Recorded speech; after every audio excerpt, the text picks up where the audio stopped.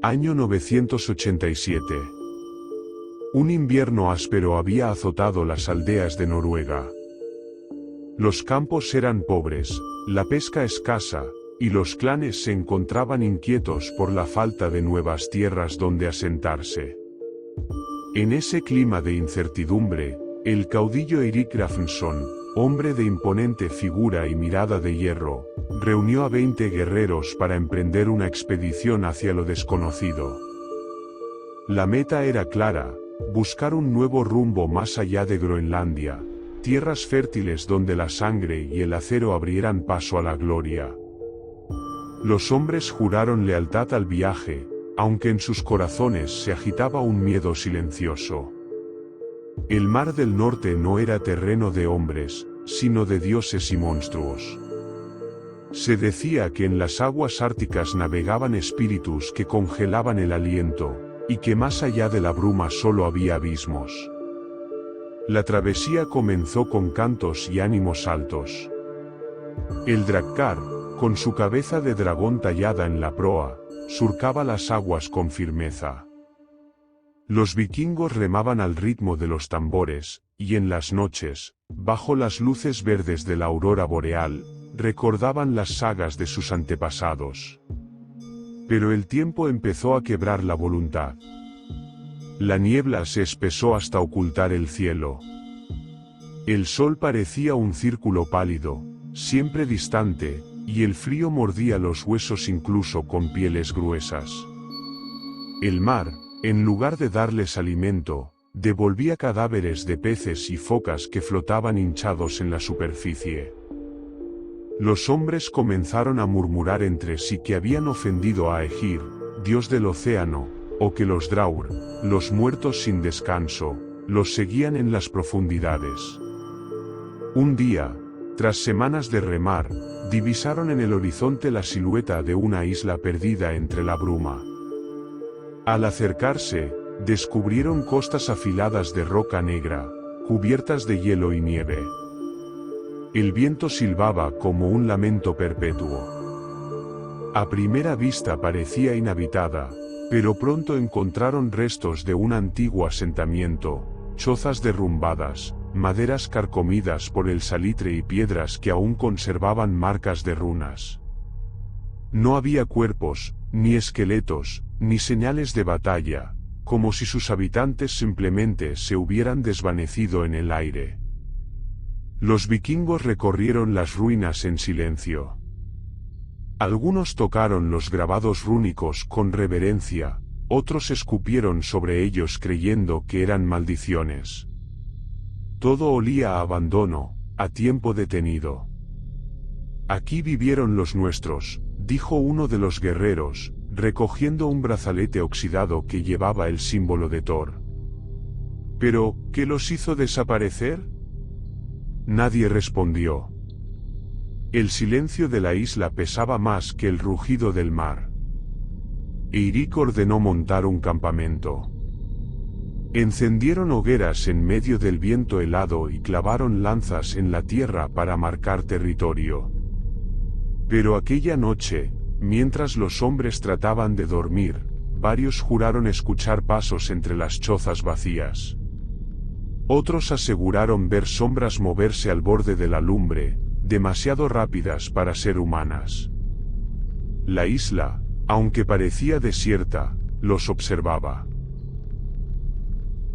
Los primeros días en la isla fueron de exploración y desconfianza. Los hombres revisaron cada choza caída, cada roca marcada con runas. Al principio pensaron que habían llegado demasiado tarde a un campamento que sucumbió al hambre o al frío, pero los rastros no concordaban con un abandono común. Las runas que hallaban en las piedras no eran plegarias ni nombres de clanes, sino advertencias. Círculos quebrados, símbolos retorcidos como serpientes, tallados a toda prisa, como si hubieran querido gritar con piedra lo que la boca no podía. Uno de los vikingos, que conocía las escrituras antiguas, palideció al leerlas. No son bendiciones. Dicen: que nadie abra la tumba de hielo. que nadie alimente al que yace. Los hombres se miraron entre sí, sin hablar más. Quemaron algunas de esas piedras para olvidar las palabras, pero las llamas apenas tiznaron los grabados, como si rehusaran arder. La noche cayó pesada. El viento se colaba por las chozas en ruinas, y el crujir del hielo bajo sus pies sonaba a pasos. Algunos juraron escuchar susurros en nórdico antiguo, voces rotas que repetían frases incompletas: hambre, frío, venid. Eirik, con voz firme, ordenó silencio. No son más que los vientos. El Ártico tiene 1000 maneras de quebrar la mente. A la mañana siguiente, uno de los exploradores regresó pálido de una caverna en la costa. Entre balbuceos, dijo haber visto huesos amontonados, no esparcidos como por muerte natural, sino dispuestos en círculos, como ofrendas a algo desconocido. Algunos huesos tenían marcas de dientes. Fue en esa búsqueda cuando hallaron al hombre. Estaba acurrucado en una choza hundida en la nieve, con la piel ceniza, los labios agrietados y los ojos hundidos como pozos oscuros. Su barba estaba congelada, y al verlos comenzó a balbucear palabras incomprensibles. «Un sobreviviente», gritó uno de los hombres. Lo alzaron entre varios y lo llevaron hasta la hoguera. Mientras lo calentaban, el hombre abrió los ojos. No eran ojos de un enfermo, brillaban con un resplandor antinatural, como el hielo cuando refleja la luna. Intentó hablar, y lo que salió fue un murmullo quebrado, una mezcla de súplica y gruñido. «No, debisteis venir, hambre, siempre hambre». La mayoría pensó que deliraba, pero uno de los vikingos retrocedió al ver que la lengua del desconocido estaba negra, como podrida. Antes de que pudieran reaccionar, el hombre se abalanzó con fuerza imposible contra uno de los marineros, clavándole los dientes en el cuello y arrancándole pedazos de carne. El campamento estalló en gritos. Intentaron separarlo, pero la fuerza del extraño era brutal, como si 1000 inviernos le hubieran dado vigor. Cuando finalmente lo derribaron y lo ataron con sogas, el mordido yacía en el suelo, temblando y sangrando, con la mirada perdida. El sobreviviente, inmóvil bajo las ataduras, comenzó a reír con un sonido hueco, sin aire. Y entre risas, escupió unas palabras que ninguno olvidaría. Él aún duerme bajo el hielo, y yo, tengo hambre. El viento sopló con furia esa noche, y los susurros se multiplicaron entre las chozas. No parecían ya del viento, sino de decenas de voces ocultas bajo la nieve, llamando a los vivos con promesas de calor y descanso. Pero nadie durmió. El herido sobrevivió a la mordida. Al menos eso creyeron. Su respiración era agitada, su piel ardía como brasa pese al frío que cortaba la isla, y sus ojos parecían perderse en un vacío sin fondo. Los demás vikingos lo rodearon, sin saber si ayudarlo o acabar con él. «El veneno corre por su sangre», murmuró uno de los ancianos de la expedición. «Ningún hombre debería sangrar así y seguir vivo». Lo amarraron con cuerdas, junto al sobreviviente encontrado en la choza, para que no pudiera moverse. Ambos temblaban y emitían sonidos guturales, como si dos bestias encerradas respiraran al unísono. Esa noche, los símbolos tallados en las piedras cobraron un nuevo sentido. Uno de los exploradores, que no había dormido en 2 días, juró que vio cómo las runas brillaban levemente bajo la aurora boreal, como si el hielo reflejara una luz interna. Y en medio de esa visión, creyó distinguir figuras humanas caminando entre las ruinas, sombras deformes que se disolvían al acercarse. El miedo se volvió certeza cuando los gritos comenzaron. El primer mordido se arqueó como si algo lo estuviera arrancando desde dentro. Sus huesos crujieron, sus uñas se desprendieron dejando dedos ennegrecidos y rígidos. De su boca salió un chillido desgarrador, que pronto se transformó en un gruñido inhumano. Los vikingos intentaron sujetarlo, pero las cuerdas se rompieron como si fueran ramas secas. Y entonces abrió los ojos. No eran humanos, dos abismos de hielo negro brillaban donde antes hubo mirada. Saltó sobre el más cercano, mordiéndolo en la cara con tal violencia que los dientes se clavaron hasta el hueso.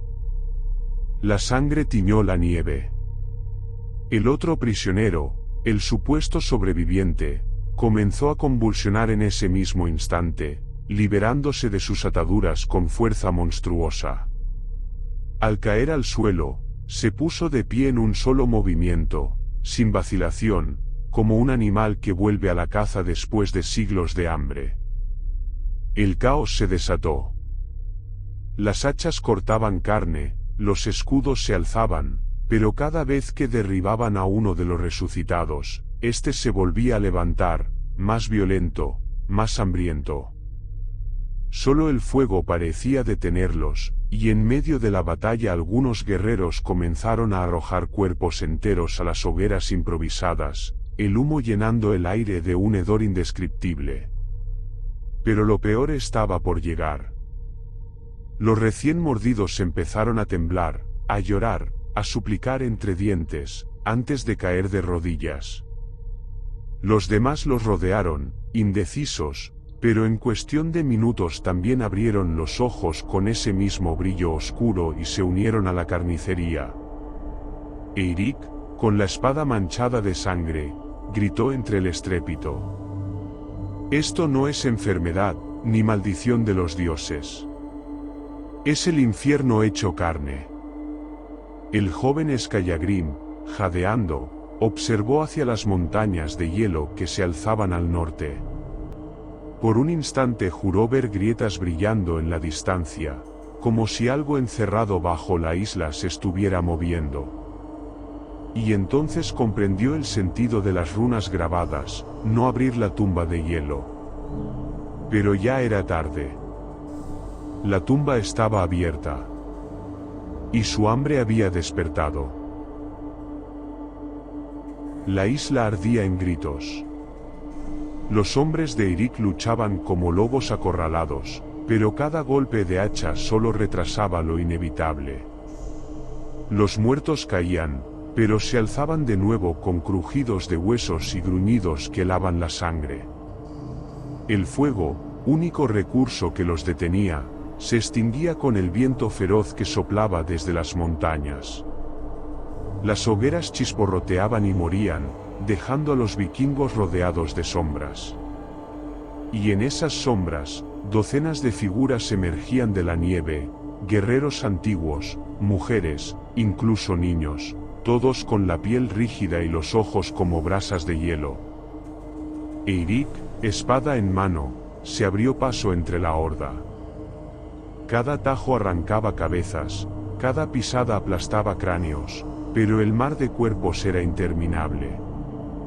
«A los barcos», rugió, su voz mezclada con el estrépito de huesos y acero. Skallagrim corrió tras él, esquivando brazos que intentaban arrastrarlo hacia el suelo. Uno de sus camaradas, Hord, fue mordido en la pierna, intentó arrastrarse, pero 3 cadáveres lo cubrieron, desgarrando su carne hasta dejar solo chillidos y sangre sobre la nieve.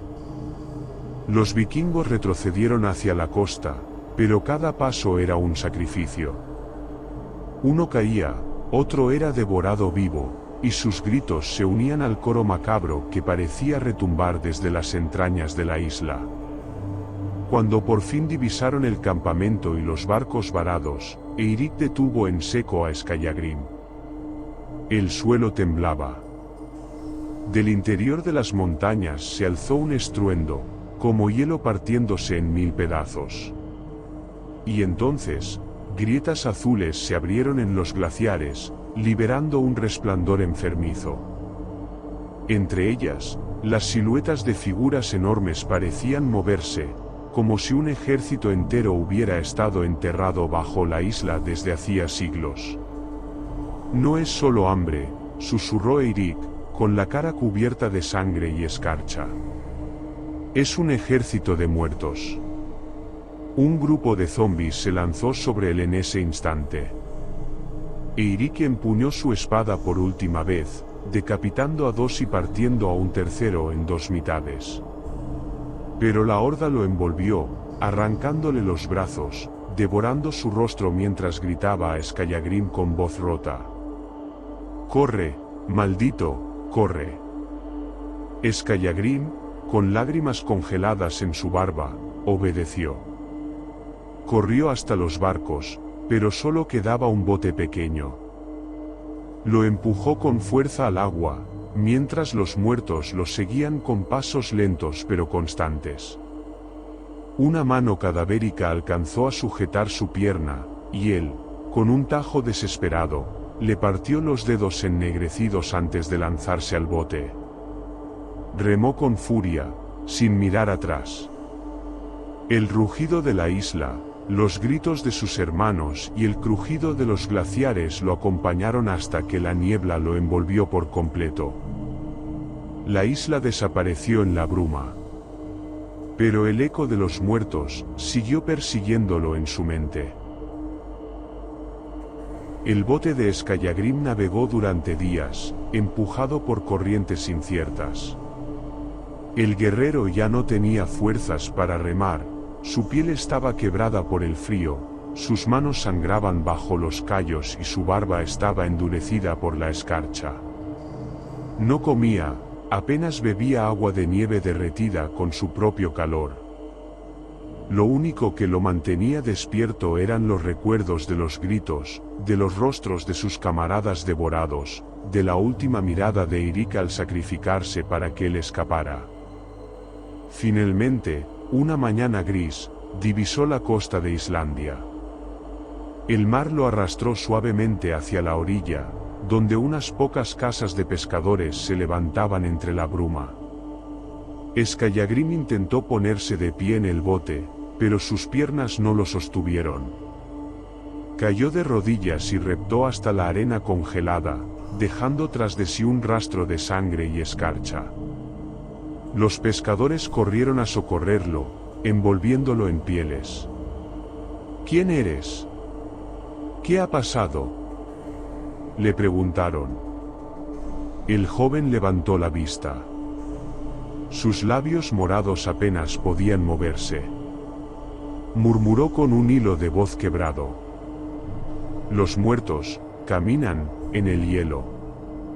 Y con esas últimas palabras, cerró los ojos. El frío se adueñó de su cuerpo y su aliento se apagó como una llama débil ante el viento ártico. Los hombres lo enterraron en un túmulo sencillo, marcado con piedras. Ninguno comprendió lo que quiso decir, y pronto el recuerdo del extranjero se diluyó entre las mareas del tiempo. El bote quedó varado en la costa, abandonado. Con el paso de los inviernos, la madera se cubrió de escarcha y musgo. El mar borró sus huellas, pero no sus memorias. Skallagrim había llegado a casa. Y sin embargo, murió más solo que en cualquier tumba.